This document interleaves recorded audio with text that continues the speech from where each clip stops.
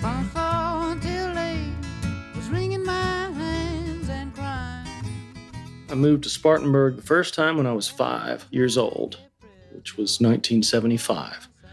And my dad worked at the United Way, Spartanburg.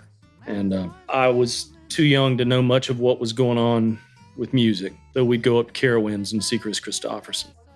Then I went away from there after a few years and moved around to different towns in South Carolina and then to Northern Virginia. When I leave this town, I had access to a place called the Birchmere. The Birchmere was my conduit to all of this stuff. There was a band that played there called the Seldom Seen, except they were seen there every week. I was a Birchmere kid, but the Seldom Seen was in some ways similar to Uncle Walt's band in that they were drawing from a whole lot of different places and putting it out in an acoustic music context. And they would play a Bill Monroe song, followed by an Eric Clapton song, followed by a crazy quasi-bluegrass version of It's All Over Now, Baby Blue by Bob Dylan. And that it blew my mind open, which is the best way your mind can be blown.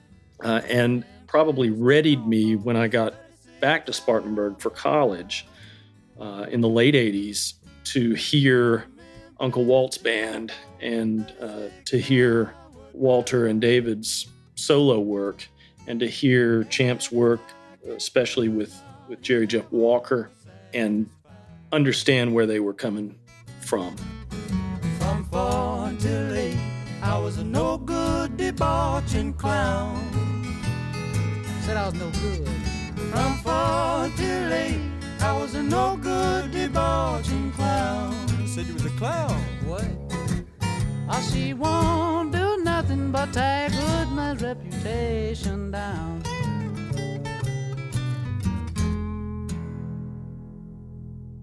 Spartanburg, like Lubbock, Texas, is known as the hub city. And that's because it was a train hub. There were train lines coming from all over the place that would move through Spartanburg. So it's like a poor man's port city. I want my baby back at home again, but they say she's not at home. Where is the little girl? There was a lot of classical music. Converse College has a lot of classical music going on there. It still does and has for a long time. And then you used to have a mill culture there where there were a lot of cotton mills and there was a lot of front porch guitar picking that went on with that. I'm always searching in the honky tonk, her favorite spot on busy night. She knows I'm waiting there with long. There's also a rich blues tradition in Spartanburg. Pink Anderson, the bluesman who Pink Floyd got the pink part of their name from, is from Spartanburg. There were several others from there that worked in that Piedmont blues culture. So you've got blues music, you've got hillbilly music, and you've got classical music all coming together.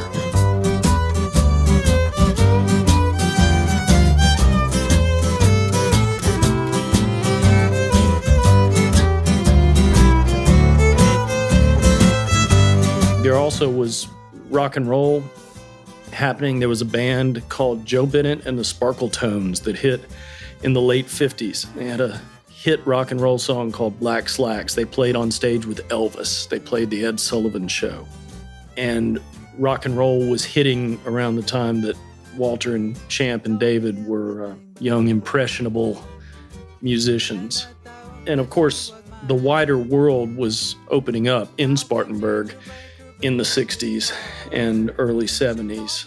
So there was a lot going on in Spartanburg. Yeah, so I keep looking for my bluebird. Oh, buddy, but what do I find?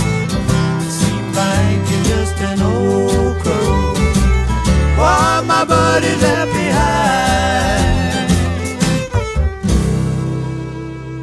So all these things are coming in. And in this little log cabin in Spartanburg. And Uncle Walt's band was impacted by all of these things. Walter Hyatt, in particular, was a voracious listener. He wanted to hear everything. And when he heard it and internalized it, by the time it came out of him, it was something different and special.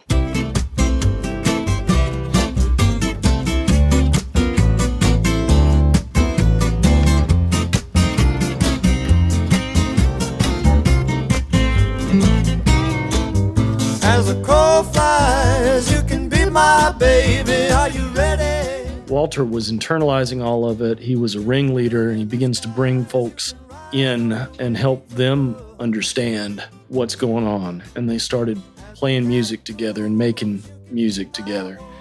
And it's incredible to me. The odds of Walter and Champ and David being around each other as kids in this town of Spartanburg and interacting with each other the way that they did and coming up with a new kind of music that was based on so many long-standing forms of music. These are lottery odds, and they, right there in that log cabin, they hit them.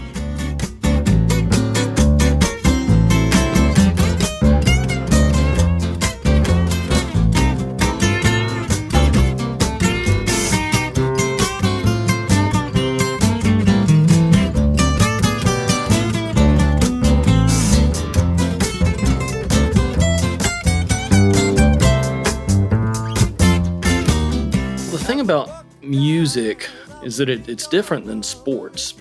If you're a basketball player and you're LeBron James, you're going to be successful and you get to make zillions of dollars and everybody knows who you are and they might even make a tennis shoe after you.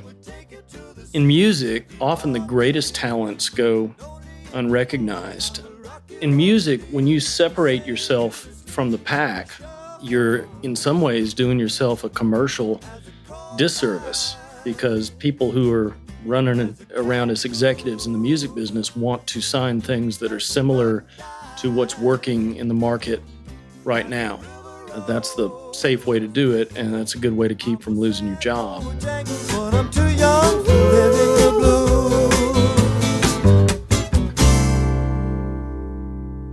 Uncle Walt's band didn't sound like anything that was going on then in country music, in pop music, anything.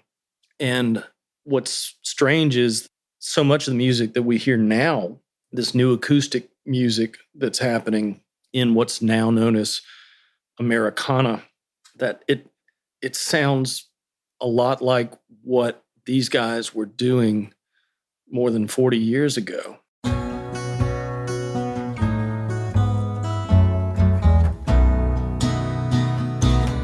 Walking angel taking her time, saving herself, never thinking of tomorrow.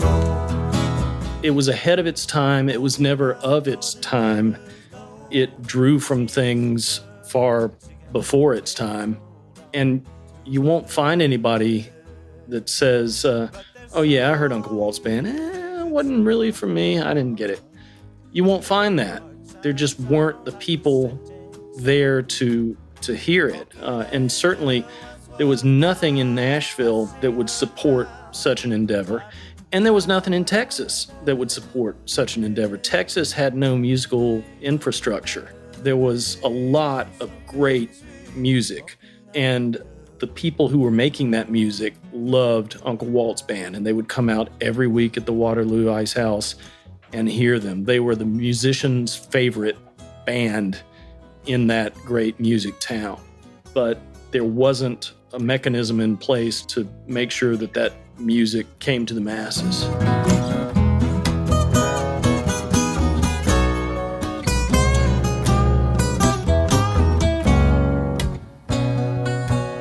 We have an exhibit at the Country Music Hall of Fame and Museum called Outlaws and Armadillos, Country's Roaring 70s. And it is an examination of what was happening both in Nashville and in Austin some other locales in the 70s.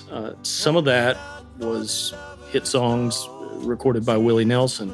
A lot of that was culturally impactful music that was going on in Nashville and in Austin. And if you look at Austin in the 1970s and you don't include Uncle Walt's band, if you don't see them, you're not looking very hard, and you need some bifocals.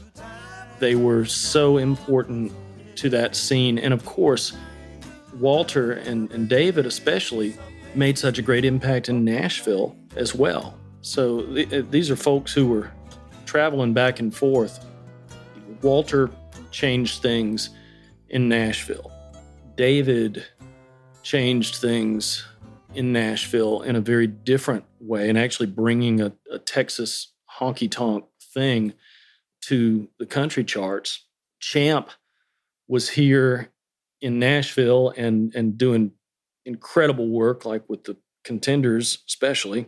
And he is a Texas Music Hall of Fame member who gave so much to so many and who had a completely unique fiddle style.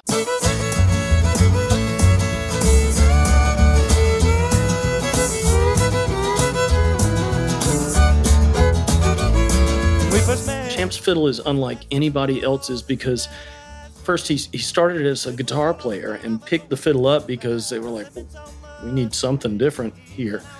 And it was very much an Appalachian fiddle at the beginning, and then he got down to Texas and got into the Texas swing style.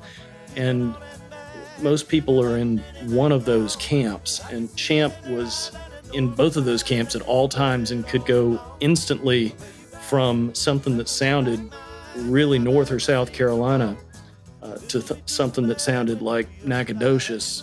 Boom.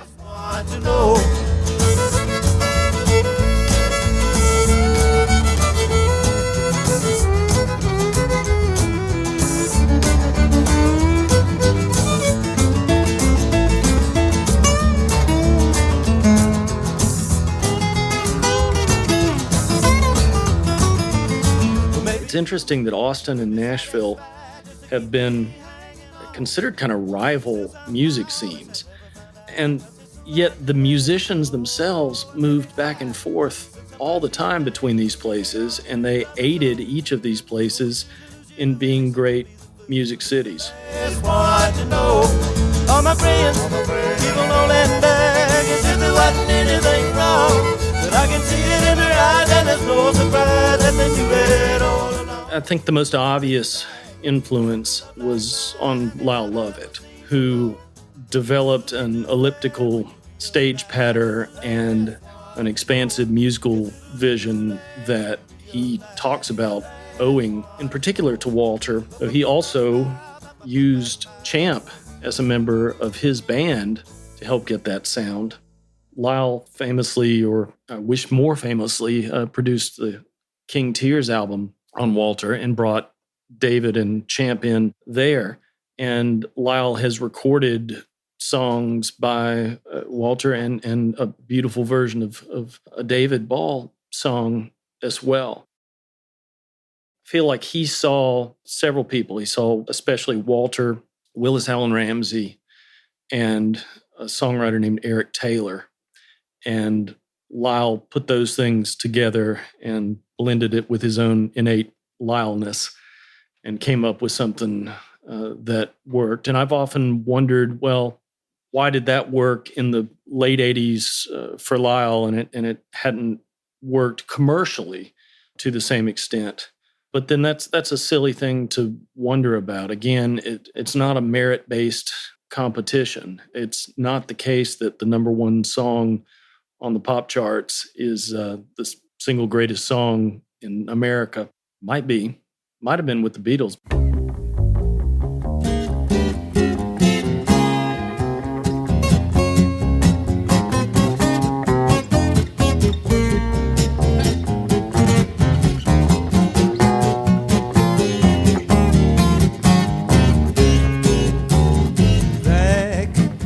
Sean Colvin talks a lot about the influence of Uncle Walt's band and has recorded, she's gone on stage and done Uncle Walt's songs. Jimmie Dale Gilmore was very impacted by this band. And we're talking about people here that, again, were never the toppermost of the poppermost, but they're musicians. They are songwriters that are so well respected and stylists that are so well respected. Get hung up, you'll never know. True belief, how sweet the sound, but it's sweeter when you're on the outside looking out, getting down. Uncle Walt's band was heard by people with skill and taste, and they allowed those people to move further along. When I got back to Spartanburg, it was 1988, and it was fairly rare for them to do reunion shows. But as soon as I got back there and started hanging out at a club called Doggone, I would hear people talk about, that people gather and drink really bad beer and sit and talk about how the band that was up on stage was not nearly as good as Uncle Walt's band. And finally, one night, they came there. They did a reunion show at Doggone. It was when David had made his first major label solo record that actually kind of never came out. But he had copies of it there. It had been made, and I guess Walter had King Tears by then, which was such an incredible thing for me and still is. I know that album well enough that I can sing the first note of the next song when the one I'm listening to ends. But I went to see them at Doggone, and it was so packed. I remember I sat on the floor in front of the stage, and it was sweaty, and it was so great. And it was a rare case in Spartanburg where it felt like musicians who had come from there were being welcomed back and understood. That's not always what happens there. Musicians leave Spartanburg. It's a springboard. And as soon as the Sparkle Tones were on TV in 1957, there were a whole lot of people sitting around talking about how, well, my uncle can pick guitar better than that. And who do they think they are going up to New York anyway? But this felt so good and pure and right. I just couldn't believe what I was hearing. I couldn't believe that three people playing acoustic instruments were doing that.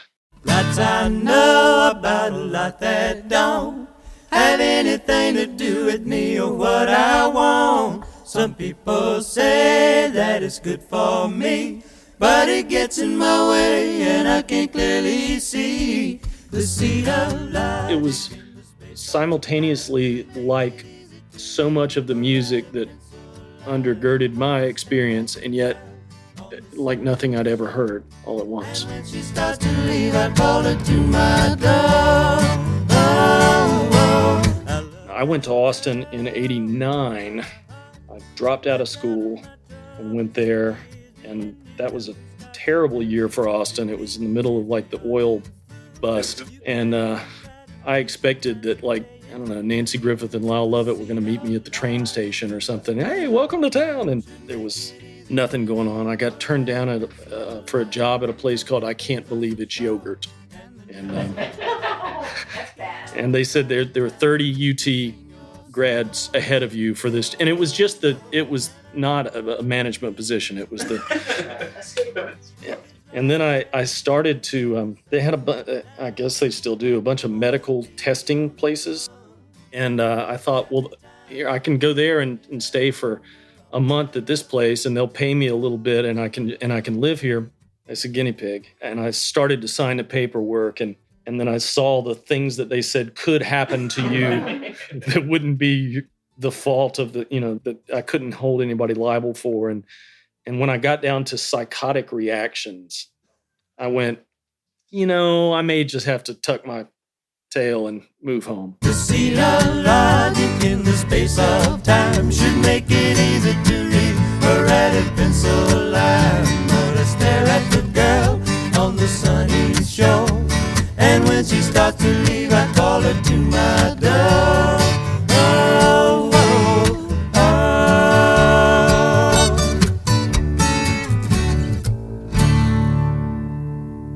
Austin, I've heard it referred to as the Velvet Coffin. You can call it the live music capital of the world, and there's great live music going on there, but nobody ever figured out a way to make that translate into a proper business model. And after some time, it seems to me that there were a lot of people in Austin that kind of blamed Nashville for coming up with some quasi-legitimate ways to make money making music. Selling the ground, and the teenagers are tearing the church house down. Someday I'm going to make my getaway. Someday, someday, all of the children of the heavenly King are going to ride away, make a getaway. People sometimes say, well, Nashville, musicians move there and they go all Nashville. Well, what's Nashville?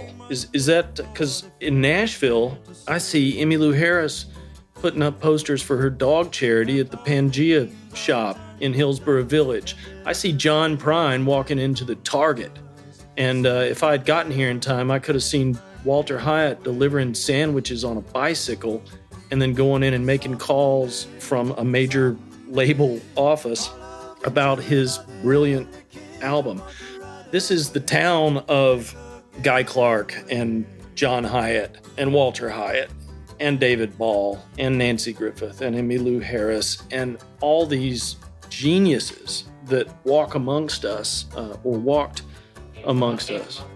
Nashville's a magnet, and it was a magnet for Walter, and it was a magnet for Champ and David at some point that this is a legitimate place to move and to make music. And blaming Nashville for something that you don't like that you heard on the radio is a lot like, blaming Manhattan for Donald Trump.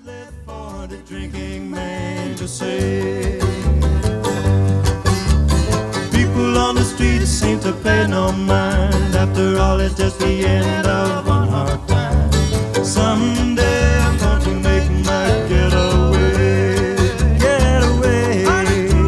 Someday,